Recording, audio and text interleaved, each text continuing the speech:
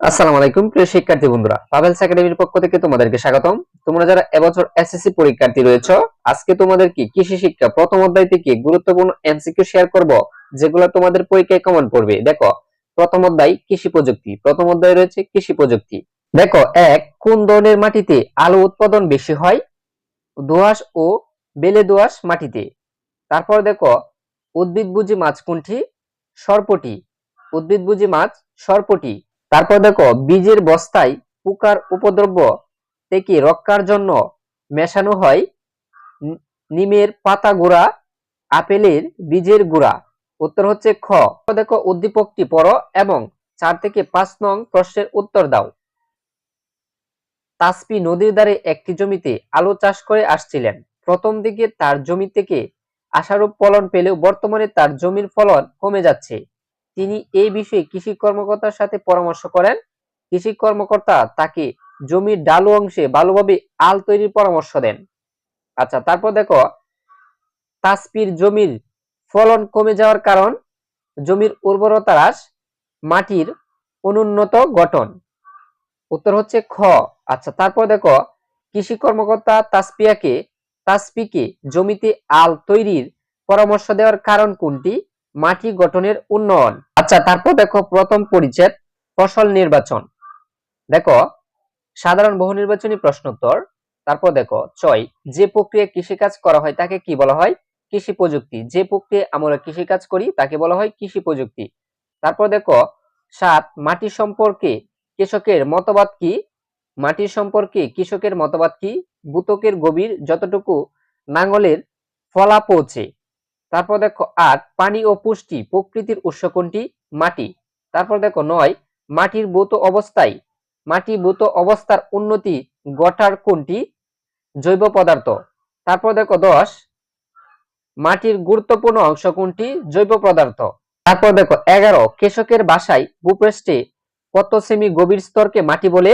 15 থেকে 18 সেমি। সুপ্রিয় শিক্ষার্থীরা, এই এমসিকিউটা খুবই গুরুত্বপূর্ণ, তোমরা একেবারে মুখস্থ করে যাও। কৃষকের বাসায় ভূপৃষ্ঠে কত সেমি গভীর স্তরকে মাটি বলা হয়?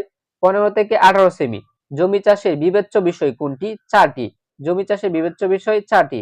তারপর দেখো, 13, ধান গাছ কি ধরনের মাটি পছন্দ করে? কাদা। তারপর দেখো, 14, কোন প্রকৃতির মাটি ধান চাষের অনুপযোগী? কংকরযুক্ত। তারপর দেখো, ধান চাষের জন্য উপযুক্ত মাটি কোনটি? দোআঁশ মাটি। তারপর দেখো, 16, দোআঁশ মাটি অঞ্চলের সেচ নির্ভর ফসল কোনটি? সরিষা। তারপর দেখো, 17, বেলে দোআঁশ মাটিতে কোনটি ভালো জন্মে? মূলা, গম ও পাট। তারপর দেখো, 18, বেলে দোআঁশ মাটি আলু উৎপাদনের উপযোগী কেন? মাটিতে প্রচুর জৈব পদার্থ থাকায়। তারপর দেখো, 19, কোন ধরনের জমিতে বুরু ও জলি আমল চাষ করা হয়? সুপ্রিয় শিক্ষার্থীরা, এটি আমার অপশনে রাখি নাই, তোমরা কমেন্টস করে জানিয়ে যাও। তারপর দেখো, 20, কোনটি প্রয়োগের জমিতে জৈব পদার্থের অভাব দূর করা যায়? কম্পোস্ট সার। তারপর দেখো, 21, গম চাষের জন্য কেমন মাটি সহজেই জর্জর হয়? দোআঁশ মাটি। তারপর দেখো, 22, গম চাষের জন্য কি দেখে জমিতে নাঙ্গল চালনা করা হয়?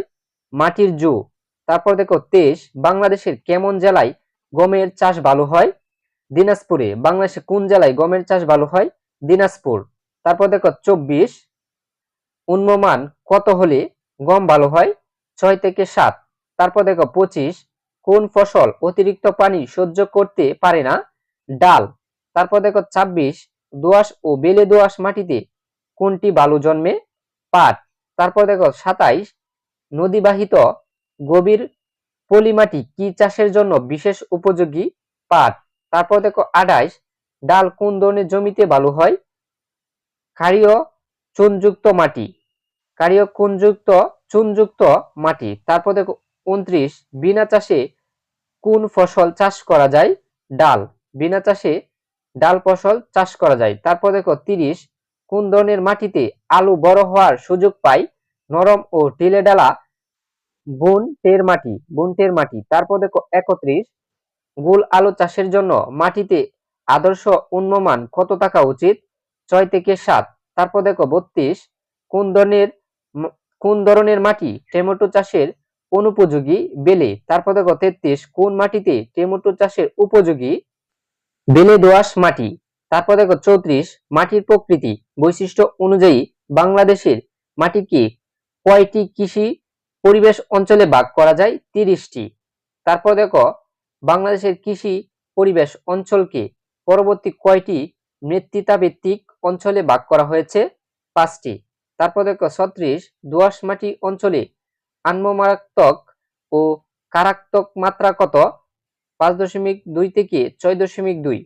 তারপর দেখো 37 পলি দোআঁশ অঞ্চলের মাটিতে আম্লমারাত্মক ও কারাত্মক মাত্রা কত? 4.9 থেকে 6.1। তারপর দেখো 38 দোআঁশ মাটি অঞ্চলে রবি মৌসুমের সেচ নির্ভর ফসল কোনটি? পেঁয়াজ। তারপর দেখো 39 দোআঁশ মাটি অঞ্চলের খরিফ এক মৌসুমের বৃষ্টি নির্ভর ফসল কোনটি? বুনা আমন। তারপর দেখো মাঝারি মাত্রায় জৈব পদার্থের উপরিক্ত উপস্থিতি লক্ষ্য করা যায় কোন মাটিতে? পলিকাদা। সুপ্রিয় শিক্ষার্থী বন্ধুরা, তোমরা যারা এরকম এমসিকিউ এর পিডিএফ নিতে চাও, সকল সাবজেক্টের এই পিডিএফ নিতে পারবা মাত্র 99 টাকায়। যদি নিতে চাও স্ক্রিনে দেওয়া নম্বরে যোগাযোগ করতে পারো। আশা করব আমাদের এই পিডিএফ গুলো থেকেই তোমাদের পরীক্ষা 100% কমন পড়বে। আমাদের এই পিডিএফ গুলো তোমরা যদি পড়ো, কোনো বই বা টেস্ট পেপার কোনো কিছু পড়তে হবে না, শুধু এগুলো পড়ে গেলেই হবে। সুপ্রিয় শিক্ষার্থীরা, তারপর দেখো 41 বরেন্দ্র ও মধুপুর অঞ্চলে উন্নমান কত? 5.5 থেকে 6.5। তারপর দেখো কাদামাটি অঞ্চলের প্রধান ফসল কোনটি? ধান। তারপর দেখো বরেন্দ্র ও মধুপুর অঞ্চলের মাটি কি ধরনের? দোআঁশ। তারপর দেখো 44 বাংলাদেশের পাহাড়ি ও পাদভূমি অঞ্চলের উঁচু ভূমির পরিমাণ কত? 90%। তারপর দেখো 45 কৃষি পরিবেশ অঞ্চলে 22, 29 ও 30 কোন মৃত্তিকা অঞ্চলের অন্তর্ভুক্ত? পাহাড়ি ও পাদভূমি অঞ্চল। তারপর দেখো উপকূলীয় অঞ্চলের উন্নমান কত?